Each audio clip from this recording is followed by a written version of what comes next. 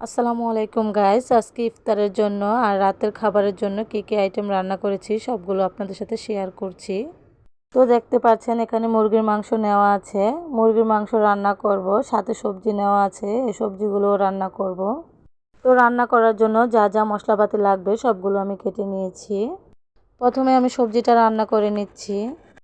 এদিকে আরেক চুলায় কিন্তু আমি ডাল বসিয়ে দিয়েছি। যেহেতু আমাদের বাসায় প্রত্যেকদিন ডাল রান্না করতে হয়, তাই ডালটা আগে রান্না বসিয়ে দিয়েছি। আর সবজিটা, এদিকে আমার সবজিটা রান্না করা হয়ে গেছে। এখন কিছুটা ধনিয়া পাতা দিয়ে আমি সবজিটা উঠিয়ে নেব চুলা থেকে।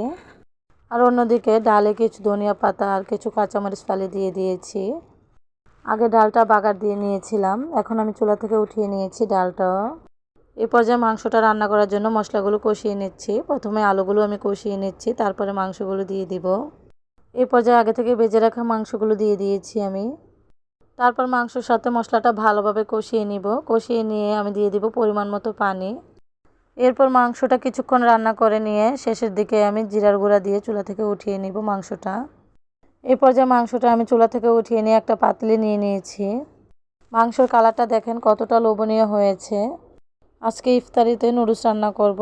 তো নুডলস রান্না করার জন্য আমি প্রস্তুতি নিয়ে নিলাম। প্রথমে আমি প্যানে পরিমাণ মতো তেল গরম করে নিয়েছি। এরপর আমি কিছু মাংস কুচি দিয়ে দিয়েছি। তারপরে দিয়ে দিয়েছি ব্রোকলি কুচি, ফুলকপি কুচি।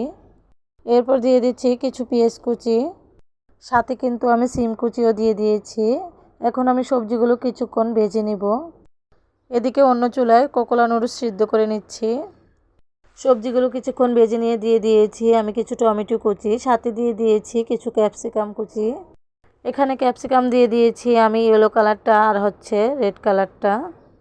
এই ক্যাপসিকামগুলো কিন্তু আমি ফ্রিজে সংরক্ষণ করে রেখে দিয়েছিলাম, সেখান থেকে দিয়ে দিলাম। এখন কিন্তু টমেটো সস আর ম্যাগি মশলাটা দিয়ে দিয়েছি। তারপরে দিয়ে দিয়েছি কিছু কাঁচামরিচ ফালি। এখন দিয়ে দিচ্ছি নুডলসগুলো। নুডলসটা মশলার সাথে নেড়েচেড়ে ভালোভাবে ভাজা ভাজা করে নেব। নুডলসগুলো ভাজা ভাজা করে নেওয়া হয়ে গেলে দিয়ে দিচ্ছি আমি কিছু ধনিয়া পাতা কুচি। এই পর্যায়ে নেড়েচেড়ে চুলা থেকে উঠিয়ে নিচ্ছি।